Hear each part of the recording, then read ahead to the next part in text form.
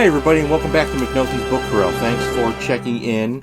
Today I wanted to do a quick update on the Amazing Spider-Man comic book series, which just finished up a really interesting run.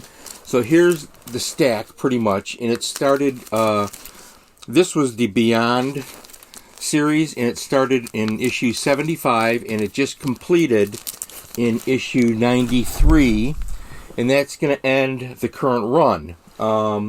This is issue 93. I'll have a scan of this popping up magically because I can do that. And now they're going to revert to the numbering sequence again. I know they're going to do number 1 on and start fresh yet again.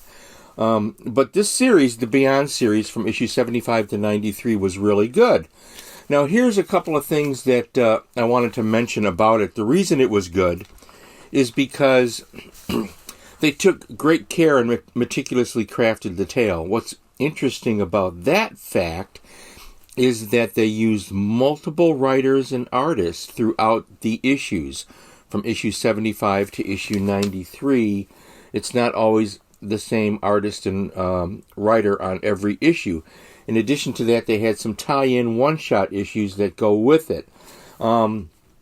Overall, the continuity was excellent. You know, I'm not a big fan of these long, epic storylines. I think I've made that clear in other episodes. But I have to give Marvel credit because they really handled this well.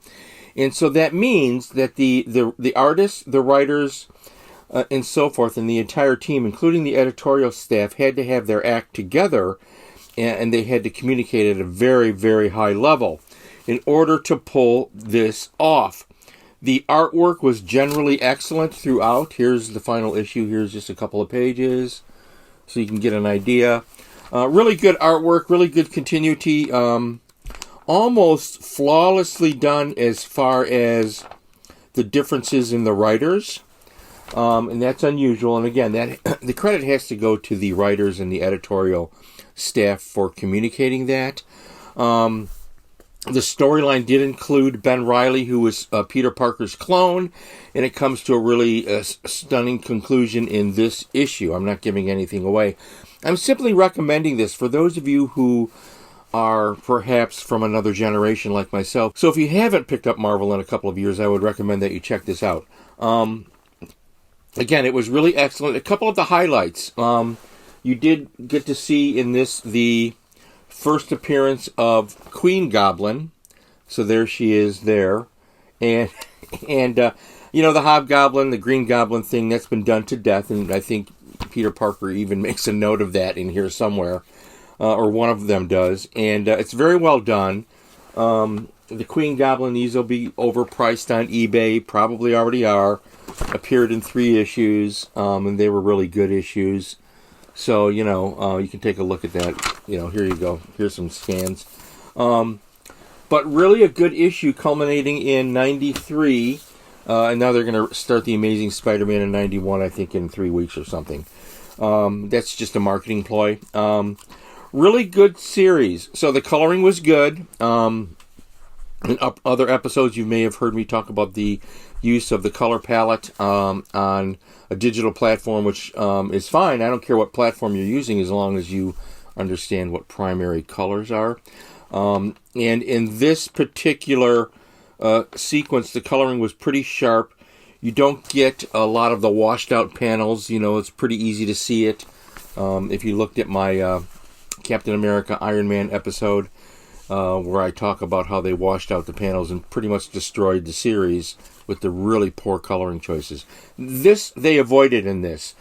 Again, that's a trend, that my criticism of the coloring choices with these digital platforms that people are using is expressed in that other episode, and something I'm not fond of. Again, they avoided it here. So you have, you know, traditional color schemes here.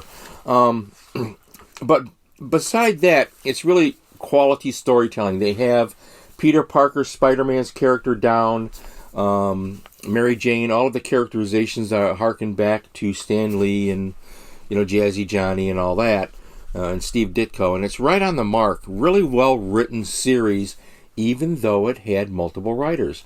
So I'm promoting this. I don't know how the new series is going to hold up when we get to it, But for now, I'm recommending, if you get a chance and you haven't read these, Spider-Man 75 through 93 was a really excellent long sequence called the Beyond storyline, which was really good. We'll see where it goes in the future. I hope Marvel can keep up the quality on that. Just to give you Spider-Man fans like myself out there a little something to think about, if you haven't done that, The Amazing Spider-Man 75 through 93. And until next time, I'll see you on the dusty trail.